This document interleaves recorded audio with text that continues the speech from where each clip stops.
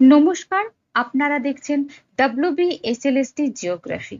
আমি নিয়ে এসেছি 10,000 MCQ এর মেগা সিরিজ। আজকে আমরা ইনসোলেশন থেকে পার্ট 5 করব।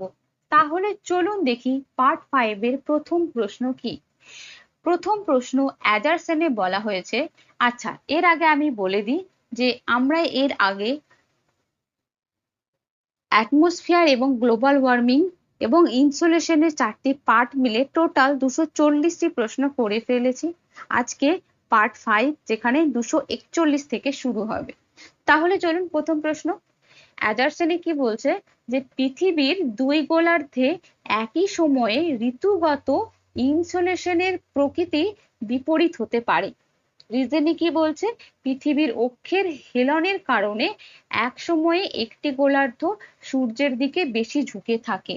ঠিক আছে, এর কনসেপ্টটা আমাদের একটু বুঝতে হবে যে এখানে সিজন অর্থাৎ ঋতুগত ব্যাপারটা বুঝতে হবে।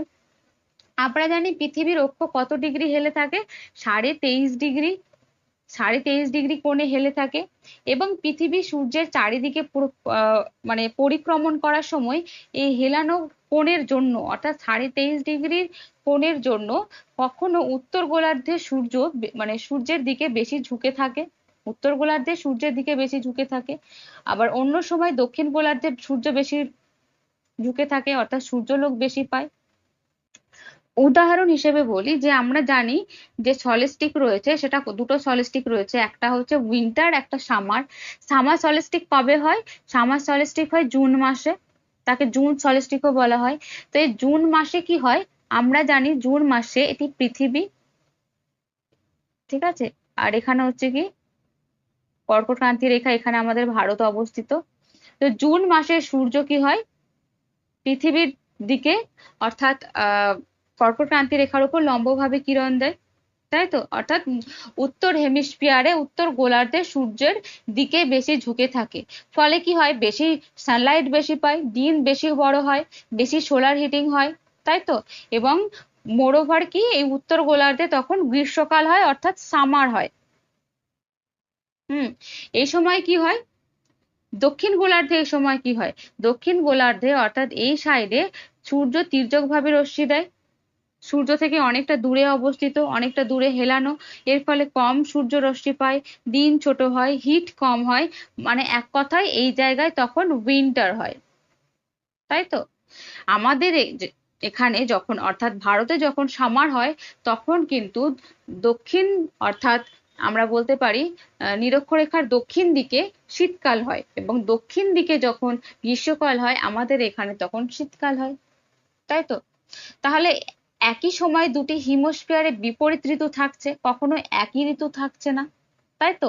তাহলে এখানে যেটা মানে অ্যাডারসনে বলছে পৃথিবীর দুই গোলার্ধে একই সময়ে ঋতুগত ইনসোলেশনের প্রকৃতি দুই হতে পারে, তাহলে এটা পুরোপুরি সত্য, পুরোপুরি সত্য। এবং রিজনে বলছে পৃথিবীর অক্ষের হেলনের কারণে এটি ঘটে থাকে, তাহলে এটি সত্য, কারণ আমরা দেখছি 23.5 ডিগ্রি হেলে রয়েছে বলেই এই জিনিসটি ঘটছে। তাহলে এখানে অপশন এ হয়ে যাবে সঠিক আনসার, অর্থাৎ এ এবং আর উভয়ে সত্য এবং আর এর সঠিক ব্যাখ্যা। বাকিগুলো সব ভুল হবে, বাকিগুলো হবে না। নেক্সট প্রশ্ন, নেক্সট প্রশ্নে কি বলছে, সলিস্টিক এর সময় সূর্যের অ্যাপারেন্ট নর্থওয়ার্ড বা সাউথওয়ার্ড মুভমেন্ট সর্বাধিক সীমায় পৌঁছায়। কারণ হিসেবে বলছে সূর্যের ডিক্লিনেশনের সর্বোচ্চ উত্তর ও দক্ষিণ সীমা প্রায় 23.5 ডিগ্রি। তো সূর্যের আগে আমরা আগেরটাতে জানা উচিত ছিল, তবুও বলি সলিস্টিকটা কি, সলিস্টিককে বলা হয়, এই সলিস্টিককে বলা হয় আয়ন্ত বা আয়নান্ত, ঠিক আছে, অয়নান্ত, অয়নান্ত। বছরে দুটি গুরুত্বপূর্ণ অয়নান্ত আছে, একটা হচ্ছে গ্রীষ্মকালে এবং এটি হচ্ছে শীতকালে। গ্রীষ্মকালে কোন মাসে হয়, জুন মাসে হয়ে থাকে, এবং শীতকালে কোন মাসে হয়ে থাকে, ডিসেম্বর মাসে হয়ে থাকে, ঠিক আছে। জুন মাসে সোলার ডিক্লিনেশন কোথায় হয়, অর্থাৎ আমি আবার এটা পৃথিবী আঁকছি, এখানে হচ্ছে 0 ডিগ্রি, 23.5 ডিগ্রি নর্থ এবং এটি হচ্ছে 23.5 ডিগ্রি সাউথ, ঠিক আছে, তাহলে জুন মাসে সূর্যের ডিক্লিনেশন, অর্থাৎ জুন মাসে সূর্য কোথায় লম্বভাবে পড়ে? কর্কট ক্রান্তি রেখার উপর লম্বভাবে পড়ে। কোন মাসে? জুন মাসে পড়ে, তাই তো। এবং ডিসেম্বর মাসে কোথায় লম্বভাবে পড়ে? ডিসেম্বর মাসে কিন্তু এই মকর ক্রান্তি রেখার উপর লম্বভাবে পড়ে, টপিক অফ ক্যাপ্রিকনে পড়ে। তাহলে সলিস্টিককে সোলার ডিক্লিনেশনের এক্সট্রিম অবস্থার সঙ্গে কিন্তু এখানে যুক্ত করা হচ্ছে। ঠিক আছে, সলিস্টিক যখন হচ্ছে তখন আমরা দেখছি যে সোলার ডিক্লিনেশন কি বা কাকে বলে আমরা আগের ক্লাসে পড়েছি। তো সোলার ডিক্লিনেশনটা একই সাথে যুক্ত করা হচ্ছে। তাহলে এখানে আমরা এটা বলতেই পারি যে না, এই মানে এই সোলার ডিক্লিনেশন এবং সলিস্টিক কিন্তু একই সাথে যুক্ত করা হচ্ছে। এবার কেন এই মুভমেন্টের সর্বোচ্চ মানে সীমায় পৌঁছাচ্ছে, যেখানে বলছে অ্যাপারেন্ট নর্থওয়ার্ড এবং সাউথওয়ার্ড মুভমেন্টের সর্বাধিক সীমায় পৌঁছাচ্ছে, এটা জানতে হবে। সূর্যের অ্যাপারেন্ট মুভমেন্ট বলতে আমরা এখানে আকাশের সূর্যের উত্তর এবং দক্ষিণে যে মুভমেন্ট হচ্ছে, একবার উত্তর দিকে যাচ্ছে সূর্য, একবার দক্ষিণ দিকে আসছে, এই মুভমেন্টটাকেই বোঝানো হচ্ছে। ঠিক আছে, মানে কি সূর্য একবার কি করছে, এই ইকুয়েটর অর্থাৎ এই ইকুয়েটর অর্থাৎ এই যে নিরক্ষরেখা থেকে উত্তর দিকে কর্কট ক্রান্তি রেখা, এবং কর্কট ক্রান্তি রেখা থেকে আবার নিরক্ষরেখা, এবং আবার নিরক্ষরেখা থেকে মকর ক্রান্তি রেখা, আবার মকর ক্রান্তি রেখা থেকে নিরক্ষরেখার দিকে এইভাবে তো যাওয়া আসা করছে, অর্থাৎ রবি মার্গের কথা বলা হচ্ছে। কিন্তু এখানে মনে রাখতে হবে 23.5 ডিগ্রি নর্থ বা 23.5 ডিগ্রি সাউথ এর বেশি দক্ষিণ বা উত্তরে কিন্তু এটা যায় না, অর্থাৎ সলিস্টিকের এক্সট্রিম পজিশন কিন্তু 23.5 ডিগ্রি নর্থ বা সাউথ। ঠিক আছে, তাহলে এখানে সলিস্টিকের সময় সূর্যের অ্যাপারেন্ট নর্থওয়ার্ড বা সাউথওয়ার্ডের সর্বাধিক সীমায় পৌঁছায়। তো এটা হ্যাঁ, এটা একদম সঠিক। রিজনে কিন্তু বলা হচ্ছে ডিক্লিনেশনের সর্বোচ্চ সীমা উত্তর এবং দক্ষিণে 23.5 ডিগ্রি। ডিক্লিনেশন যেহেতু উত্তর এবং দক্ষিণ সীমায় 23.5 ডিগ্রি, সেই কারণে কিন্তু সলিস্টিকে সূর্যের যে অবস্থান বা সর্বোচ্চ সীমা সেটাও কিন্তু 23.5 ডিগ্রি উত্তর বা দক্ষিণ হয়ে থাকে। অর্থাৎ এখানে অপশন ওয়ে হয়ে যাবে সঠিক আনসার। অর্থাৎ বলতে পারি যে এ এবং আর উভয় সত্য, আর এর সঠিক ব্যাখ্যা। নেক্সট প্রশ্নে কি বলা হচ্ছে? নেক্সট প্রশ্নে বলা হচ্ছে যে নিচের বিবৃতি বিবেচনা করো, অর্থাৎ প্রথমে বলে হচ্ছে সোলার অল্টিটিউড এবং জেনিথ অ্যাঙ্গেল পরস্পর complementary angle. Solar altitude 90 degree হলে zenith angle 0 degree. Solar altitude 0 degree হলে সূর্যের দিগন্ত থাকে। ঠিক আছে, সূর্য দিগন্তে থাকে। তাহলে এখানে একটা জিনিস খুবই গুরুত্বপূর্ণ, সেটা হচ্ছে সোলার অল্টিটিউড এবং plus zenith angle equal to 90 degree. তার মানে কমপ্লিমেন্টারি অ্যাঙ্গেল মানে যাদের যোগফল কত হবে? 90 ডিগ্রি হবে। তো কমপ্লিমেন্টারি অ্যাঙ্গেল তাকেই বলবো যাদের যোগফল কত হবে? 90 ডিগ্রি হবে।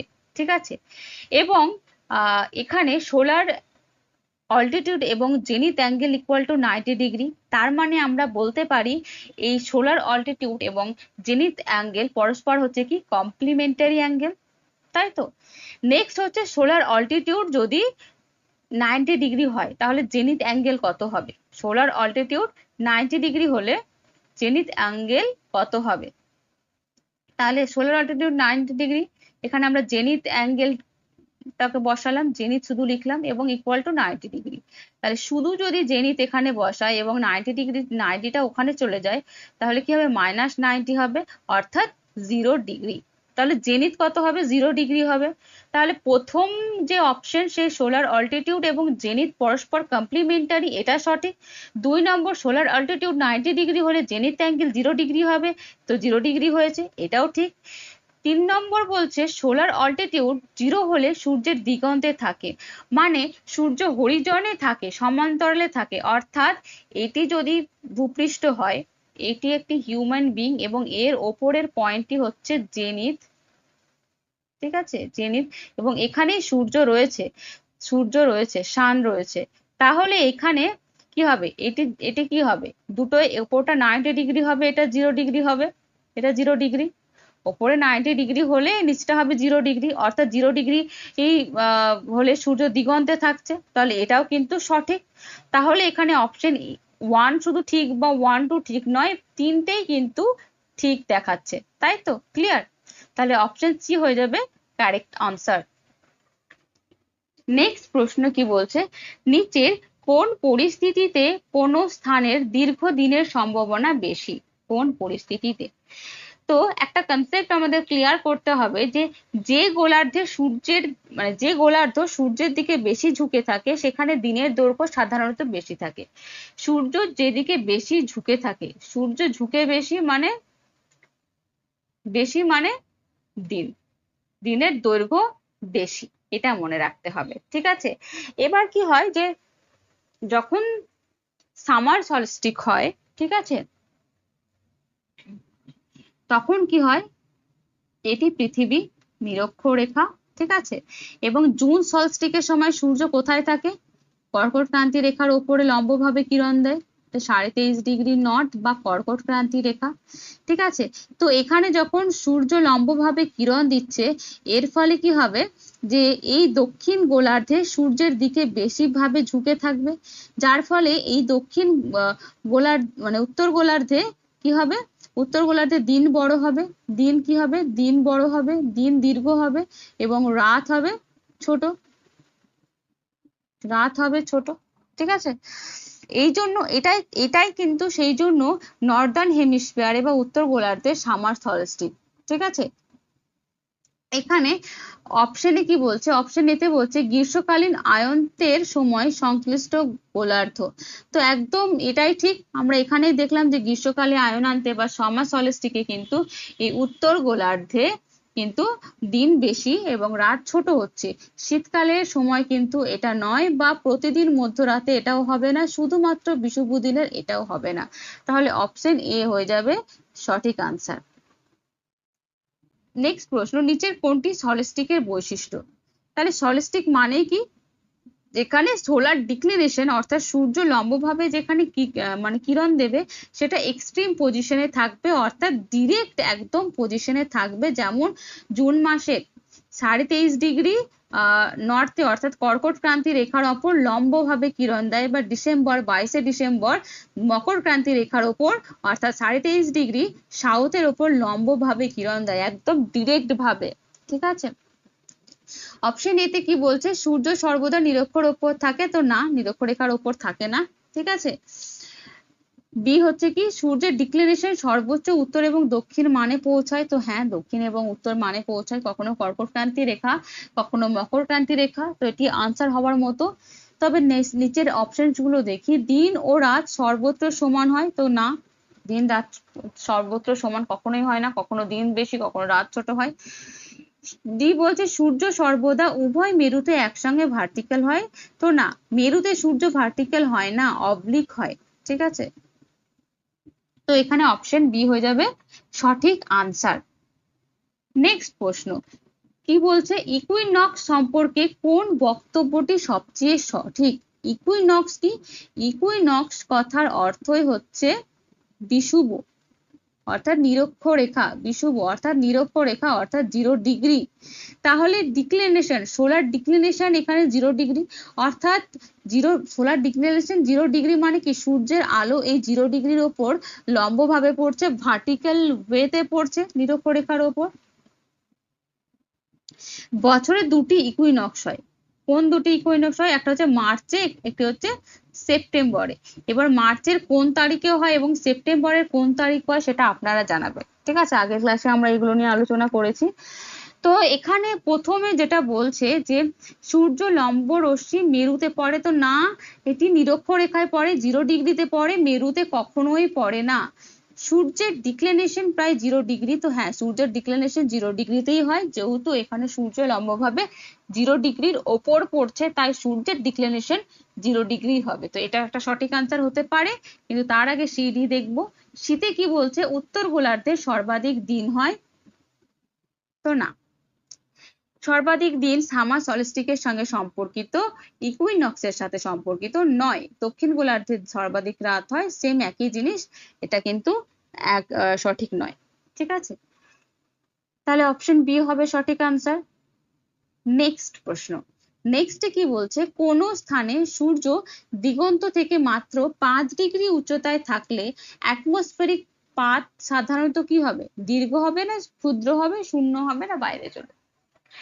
তাহলে মানে ধরুন সূর্য মাথার ওপরে রয়েছে, ঠিক আছে, সূর্য মাথার ওপরে রয়েছে, মানে এইখানে রয়েছে একদম সূর্য। তাহলে সূর্যের আলো অ্যাটমসফিয়ারের মধ্য দিয়ে ডিরেক্ট ভাবে পড়ছে, এখানে তির্যক ভাবে অতিক্রম করতে হচ্ছে না। কিন্তু সূর্য যখন দিগন্তের কাছে, ঠিক আছে, সূর্য যখন দিগন্তের কাছে অর্থাৎ হরিজন্টাল লাইনে পড়ছে, তখন এখানে মানুষটি রয়েছে, তখন তখন কি হয়, আলো অ্যাটমসফিয়ারের মধ্যে দিয়ে দীর্ঘ পথ অতিক্রম করে আসছে, কিন্তু যখন মাথার উপরে থাকছে ডিরেক্ট চলে আসছে, কিন্তু যখন তির্যক ভাবে থাকছে তির্যক ভাবে বেশি এরিয়া জুড়ে অতিক্রম, মানে বেশি পথ অতিক্রম করতে হচ্ছে। এর বেশি পথ অতিক্রমের ফলে কি হচ্ছে, যে বেশি ইন্টারাকশন হচ্ছে, কাদের সাথে ইন্টারাকশন হচ্ছে, মেঘ, এরোসেল, ধুলোবালি, ডাস্ট যা কিছু আছে তাদের সাথে ইন্টারাকশন হচ্ছে। ইন্টারাকশন হওয়ার ফলে কি হচ্ছে, স্ক্যাটারিং হচ্ছে, ঠিক আছে, অ্যাবজর্পশন হচ্ছে, এই ধরনের জিনিসগুলো ঘটছে। ফলে কি হচ্ছে, ডিরেক্ট রেডিয়েশনের অ্যাটেনুয়েশন বা ডিরেক্ট সান রেটা বেশি পড়ছে না, কমে যাচ্ছে, তাই তো? তাহলে এখানে কি বলতে পারে, যদি 5 ডিগ্রি উচ্চতায় থাকে অর্থাৎ অল্প উচ্চতা, বেশি উচ্চতা নয়, তাহলে কি হবে, থাকলে অ্যাটমসফেরিক মানে পাত কি হবে, দীর্ঘ হবে না ক্ষুদ্র হবে? এক তো প্রশ্নে কি বলছে 5 ডিগ্রি উচ্চতায়, অর্থাৎ একটু কিন্তু হেলানো রয়েছে, ঠিক আছে, 5 ডিগ্রি উচ্চতায় মানে কিন্তু হেলানো অবস্থায় রয়েছে, অর্থাৎ এটি কিন্তু দীর্ঘ পথ অতিক্রম হবে, ক্ষুদ্র শূন্য বাইরে কোনোটিই হবে না, অর্থাৎ অপশন এ হয়ে যাবে সঠিক আনসার। ওকে, নেক্সট বলছে কি, নিচের কোনটি ইনসোলেশনের সিজনাল ভেরিয়েশন বোঝাতে সবচেয়ে উপযুক্ত? সিজনাল ভেরিয়েশন বোঝাতে বলতে কি বোঝানো হচ্ছে, সিজনাল ইনসোলেশন কেন পরিবর্তন হয়, কারণ পৃথিবী অক্ষের প্রায় কত ডিগ্রি হেলে থাকে, 23.5 ডিগ্রি হেলে থাকে, অর্থাৎ পৃথিবীর ইনক্লিনেশন হচ্ছে 23.5 ডিগ্রি। পৃথিবী সূর্যকে কেন্দ্র করে কি হয়, তার চারিদিকে ঘোরে, বছরের বিভিন্ন সময় সূর্যের যে পজিশন সেটা কিন্তু চেঞ্জ হতে থাকে, ফলে সোলার ডিক্লিনেশনও পরিবর্তন হয়। এর সঙ্গে কি হয়, সূর্যের যে অ্যাঙ্গেল বা দিন বা রাত্রের দৈর্ঘ্য, সোলার অল্টিটিউড অর্থাৎ সূর্যের উচ্চতা, এই বা ইনসোলেশনের পরিমাণ, সেগুলো কিন্তু পরিবর্তিত হতে থাকে, তাই তো? আমরা যদি উদাহরণ হিসেবে বলি যে জুন মাসে আমরা জানি কি নর্থ হেমিস্ফিয়ারে কিন্তু ডিক্লিনেশন কত থাকে, 23.5 ডিগ্রি নর্থ থাকে, তাহলে সূর্যের আলো বেশি পড়ছে 23.5 ডিগ্রি নর্থে, দিন বেশি হচ্ছে 23.5 ডিগ্রি নর্থে, অর্থাৎ উত্তর গোলার্ধে বেশি সোলার হিটিং হচ্ছে, বেশি পরিমাণে ইনসোলেশন অ্যাড হচ্ছে, কিন্তু সেই পরিমাণ দক্ষিণ গোলার্ধে হচ্ছে না। আবার দক্ষিণ গোলার্ধে যখন ডিসেম্বর মাস, তখন দক্ষিণ গোলার্ধে 23.5 ডিগ্রি তে সূর্য লম্বভাবে কিরণ দিচ্ছে, তাই তো? তার ফলে দক্ষিণ গোলার্ধে দিন বড় হচ্ছে, কিন্তু উত্তর গোলার্ধে দিন বড় হচ্ছে না, উত্তর গোলার্ধে দিন ছোট হচ্ছে, তাই তো? তাহলে এখানে অপশন এ তে বলছে সান ডিক্লিনেশনের পরিবর্তন, তো হ্যাঁ, সান ডিক্লিনেশনের পরিবর্তন হচ্ছে, আর্থ ডায়ামিটারে পরিবর্তন কখনোই হচ্ছে না। এই ইনসোলেশন বা সিজনাল ভেরিয়েশনের সাথে আর্থের ডায়ামিটারের কোনো সম্পর্ক নেই, মুন এর ফেজ পরিবর্তনের কোনো সম্পর্ক নেই, আর্থ ম্যাগনেটিক পোলারিটির পরিবর্তনের কোনো কারণের মধ্যে পড়ছে না, তাহলে এখানে অপশন এ হবে সঠিক আনসার। 249 কি বলছে, কোন স্থানে সূর্য রশ্মি দিগন্তের খুব কাছাকাছি কোণে প্রবেশ করলে একই সোলার বিম এর শক্তি কি হয়? কোন স্থানে সূর্যের রশ্মি দিগন্তের কাছাকাছি কোণে প্রবেশ করলে সোলার বিমের শক্তি কি হবে? তো এটি কি হবে, যে সব থেকে বেশি কোন কোথায় পড়বে? তো সহজ উদাহরণ আমরা বুঝেছিলাম কি, টর্চ লাইট হিসেবে, যে টর্চ লাইট যদি আমরা ডিরেক্ট ফেলি তাহলে ছোট এরিয়ার ওপর বেশি ইনসোলেশন পড়বে, কিন্তু যদি টর্চটা আমরা একটু বাঁকিয়ে ফেলি বা হেলানো অবস্থায় বা তির্যক ভাবে ফেলি, তাহলে লাইটটি বেশি পরিমাণে বেশি জায়গা জুড়ে ছড়িয়ে পড়বে। এই জিনিসটি তো বলেছিলাম। তাই তো, বোঝা গেছে? তো এই জিনিসটি এখানে বলতে চেয়েছে। তাহলে এখানে বলা যায় যে সূর্যরশ্মি দিগন্তের কাছে মানে কি? হেলানো অবস্থায় থাকবে, অনেকটা দূরে অবস্থায় থাকবে। কোণে প্রবেশ করলে সোলার বিমের শক্তি কি হবে? বৃহত্তর হরিজন্টাল এরিয়াতে ছড়িয়ে পড়বে। তাই তো? অত্যন্ত ছোট এরিয়ায় কেন্দ্রীভূত এটা হবে না। সম্পূর্ণ অদৃশ্য হয়ে যায় বা সোলার কনস্ট্যান্টের পরিবর্তন হয়, এইগুলো কিন্তু কখনোই হবে না। অত্যন্ত ছোট এরিয়ায় কখন হবে? যখন সূর্য লম্বভাবে অর্থাৎ পারপেন্ডিকুলার ভাবে বা ভার্টিক্যাল ভাবে সূর্যরশ্মি পড়বে, তখন সেটা কেন্দ্রীভূত থাকবে।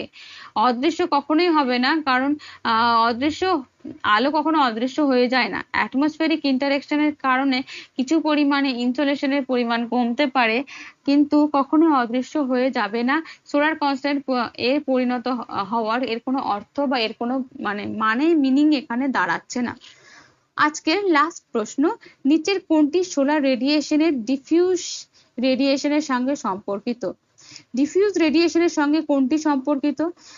তো ডিরেক্ট এবং ডিফিউজ এই দুটো মানে বুঝতে হবে। সূর্য থেকে রেডিয়েশন যখন সরাসরি বিম আকারে আসে তখন তাকে এটি সূর্য, ঠিক আছে, এটি পৃথিবী এবং ডিরেক্ট সূর্য রশ্মি চলে আসছে, তাহলে এটাকে কি বলবে? ডিরেক্ট সোলার রেডিয়েশন বলবে। ডিরেক্ট সোলার রেডিয়েশন বলবে। সোলার রেডিয়েশন বলবে। ডিফিউশন মানে কি? যে বায়ুমণ্ডলে বিভিন্ন ধরনের কি থাকে? গ্যাস মলিকিউল থাকে, ডাস্ট থাকে, মেঘ থাকে, এরোসেল থাকে, ইত্যাদির কারণে কি হয়? সোলার রেডিয়েশন কি স্ক্যাটার হয়ে যায়। ঠিক আছে, এটি সূর্য, হ্যাঁ, এবং এটি পৃথিবী। কিন্তু কি হয়? এই সব সমস্ত কিছুর কারণে কিন্তু স্ক্যাটার হয়ে যায়, এবং এই স্ক্যাটার হয়ে যাওয়ার কারণে কিছু পরিমাণ, অল্প পরিমাণে ইনসোলেশন কিন্তু পৃথিবীতে এসে পৌঁছায়। তো স্ক্যাটারিং বিভিন্ন দিক থেকে রেডিয়েশন ছড়িয়ে পড়ছে, তাই তো? তাহলে এখানে কোনটি ঠিক হবে? বায়ুমণ্ডলে স্ক্যাটারিং এর পর বিভিন্ন দিক থেকে আগত রেডিয়েশন। হ্যাঁ, তো নিচের কোনটি সোলার রেডিয়েশনের ডিফিউশনের সঙ্গে সম্পর্কিত? তো বায়ুমণ্ডলে স্ক্যাটারিং এর পর বিভিন্ন দিক থেকে আগত রেডিয়েশন, এটি হবে সঠিক আনসার। শুধুমাত্র সরাসরি সূর্যের দিক থেকে আসা রেডিয়েশন নয়, বা আর্থ ইন্টারনাল হিটিং এর সাথেও কোনো সম্পর্কিত নয়, ভূগর্ভস্থ জিওথার্মাল রেডিয়েশনের সাথেও কোনো সম্পর্কিত নয়। তাহলে আজকের মতো এখানেই। দেখতে থাকুন, পড়তে থাকুন। ইনসোলেশন থেকে আমরা টোটাল 50টি এমসিকিউ করেছি, এখনো 50টি এমসিকিউ করব, এবং এই প্রশ্নগুলো শুধুমাত্র এসএলএসটি নয়। অনেকের মনে হতে পারে যে এই ধরনের প্রশ্ন তো এসএলএসটি তে আসে না, কিন্তু এসএলএসটি তে কিন্তু এই ধরনের প্রশ্ন এবার আসার সম্ভাবনা অনেক বেশি, ঠিক আছে? এবং শুধু এসএলএসটি নয়, এই প্রশ্নগুলো সলভ করলে কিন্তু ইউজিসি নেটও ক্লিয়ার করা যাবে। সো হোপফুল এটা আপনাদের হেল্প করবে। যদি বুঝতে অসুবিধা হয় জানাবেন, ভালো লাগলে জানাবেন, খারাপ লাগলেও জানাবেন। Thank you.